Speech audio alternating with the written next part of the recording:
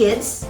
A wonderful day to all of you. I am Teacher Kenny. And I am Teacher Angel. And we are your English teachers for today's class.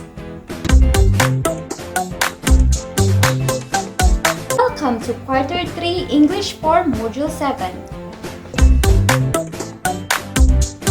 Are you doing good? Well, I'm glad to hear that. Alright, now for today's learning adventure, you will be able to identify the important story elements such as setting, character, and plot. Analyze the story elements such as setting, character, and plot. And write the story using the short elements. Are you excited for our lesson for today?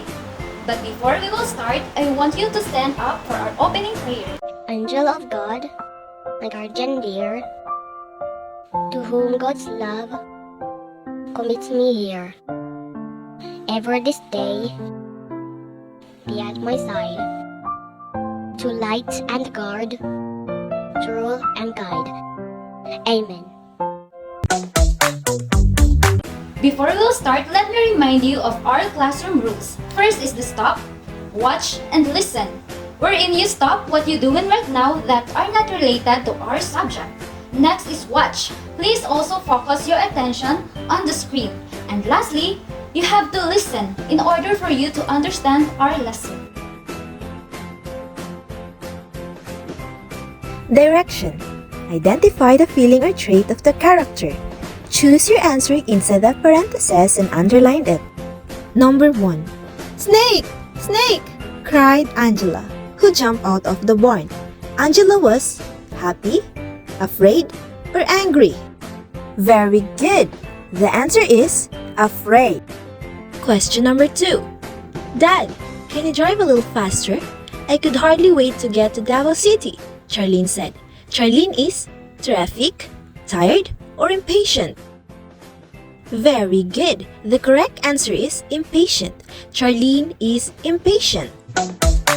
You are already mastered our previous lesson. And now, we will have an activity for us to know if you already have a knowledge about our lesson for today. Direction. Choose the letter of the best answer. Write your answers on your notebook. Number 1. The time and location in which a story takes place. A. Character. B. Plot. C. Setting. Correct. It is letter C. Setting. Number 2. What is a person or animal which takes part in action of a story called? Letter A. Character. Letter B. Plot. Letter C. Setting. Correct. Letter A. Character. Number 3. This is made up of the events that happened in the story. Letter A. Character. Letter B. Plot. Letter C. Setting. Correct. It is letter B. Plot. Alright, now, the previous activity that we have is an example of a short story. Now, the elements of the story are the setting, the characters, and the plot. Characters. Characters are the people or animals in the story. Settings. Settings are talks about the place and the time that the events in the story happened. Plot. Plot made up of events that happen in the story. It consists of the beginning, the middle, and the ending. First part is the beginning.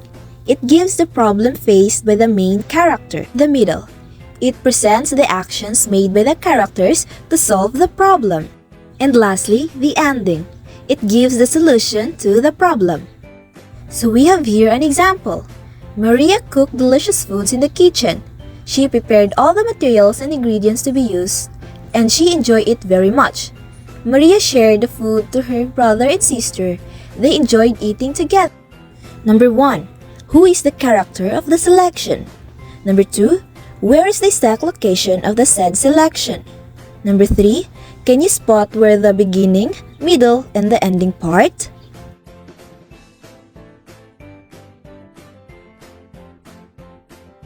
Very good, you answered it correctly.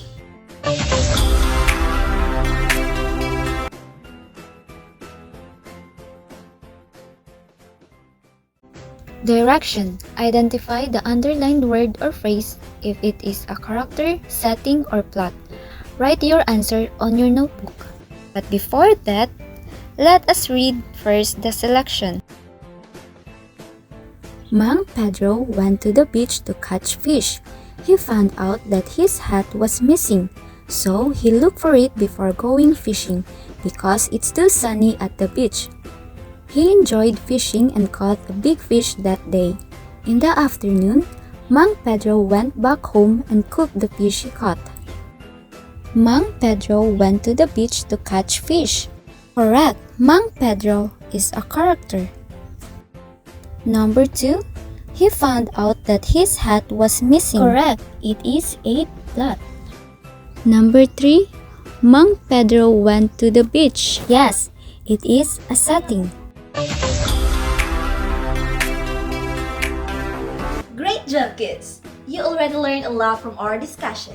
Now, did you enjoy all of the activity, kids? Wow, I'm glad to know that! Now, let's have a short recap from our lesson today. Kids, let us all remember that the elements of the story are